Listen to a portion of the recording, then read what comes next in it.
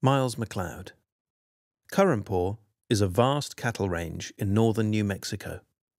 It is a land of rich pastures and teeming flocks and herds, and the king, whose despotic power was felt over its entire extent, was an old grey wolf. Old Lobo, or the king as the Mexicans called him, was the gigantic leader of a remarkable pack of grey wolves that had ravaged the Currajmpore Valley for a number of years. All the shepherds and ranchmen knew him well, and whenever he appeared with his trusty band, terror reigned supreme among the cattle, and wrath and despair among their owners.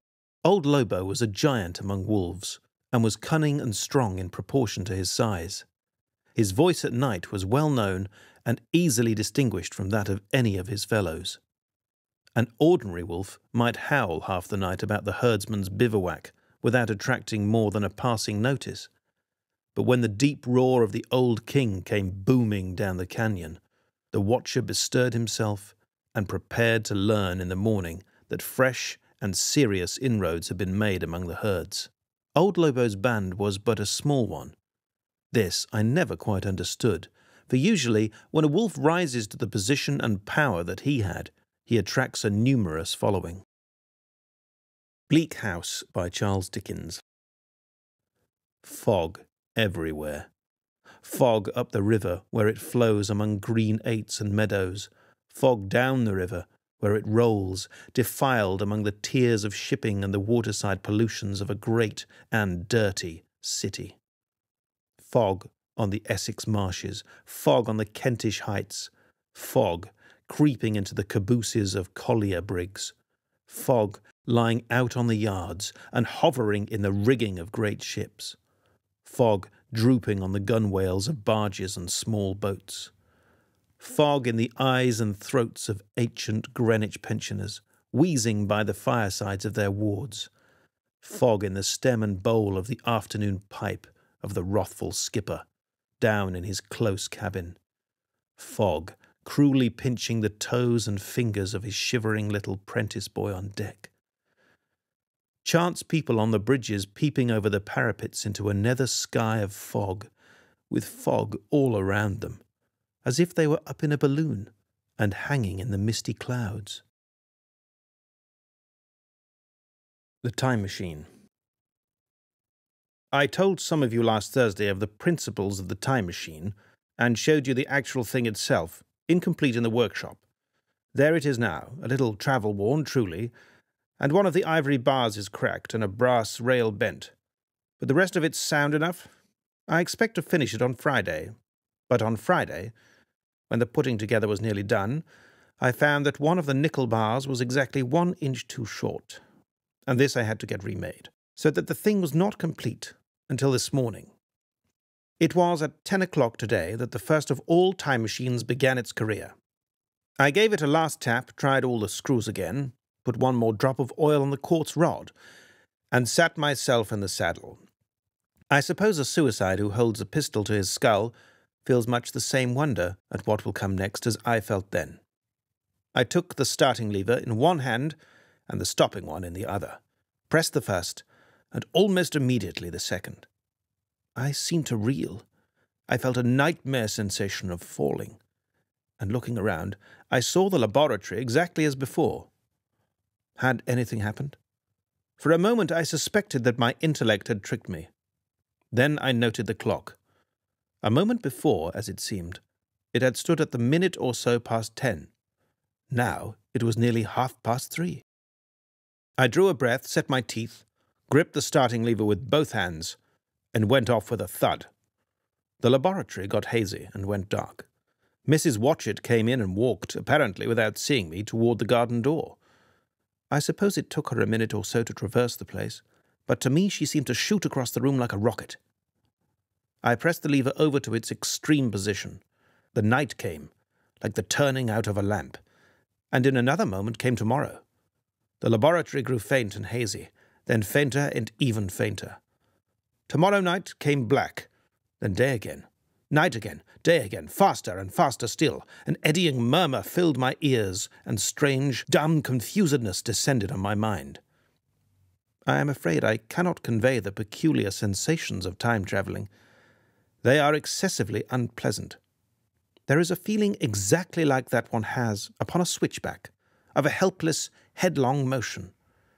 I felt the same horrible anticipation, too, of an imminent smash.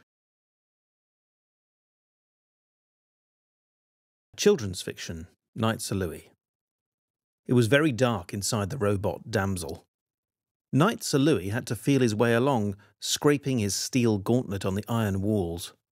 After a while, his foot bumped onto a stair, and he started to climb.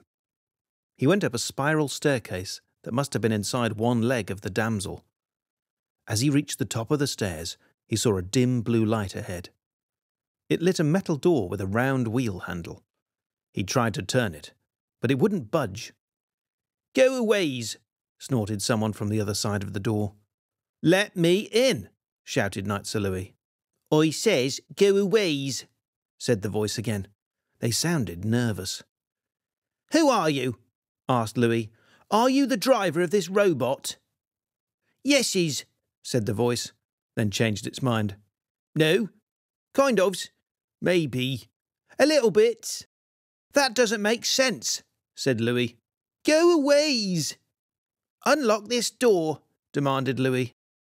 "What is you talking about?" said the voice. "This door ain't locked up." "Well, I can't open it." Louis watched as the wheel started to turn. It screeched metal against metal with each little twist of the wheel. "Oh no," said the voice. "It don't locks. It just sticks a little, see?" The door opened to reveal a hairy kind of person, with hooves where hands might have been, and a grey, wet snout where a nose might have been. Around its neck was an enormous ruff with little bells on it in the shape of acorns. "There," explained the creature. "It weren't locked." Louis pointed his sword at the creature. "Hold it right there." "Whoops," it said. "Bit silly billies of me." "Who are you?" asked Louis. "I am Mr. Catalogue," it confessed. "Mr. Catalogue?" said Louis, unconvinced. "Are you sure?" "Course." "You look like a pig." "How dares you? I's no pig. I is a boar, a wildish boar." Louis looked at the creature. It was standing on its hind legs like a person. "You don't look very wild," said Louis. "You look quite domesticated." This seemed to please Mr. Catalogue very much. I tries, it said, then sighed. "Well, I suppose you ought to come in then. I'll tell you my tales." Children's fiction, The Selfish Giant by Oscar Wilde. Every afternoon, as they were coming from school, the children used to go and play in the giant's garden. It was a large, lovely garden with soft green grass. Here and there, over the grass, stood beautiful flowers like stars, and there were 12 peach trees that in the springtime broke out into delicate blossoms of pink and pearl, and in the autumn bore rich fruit.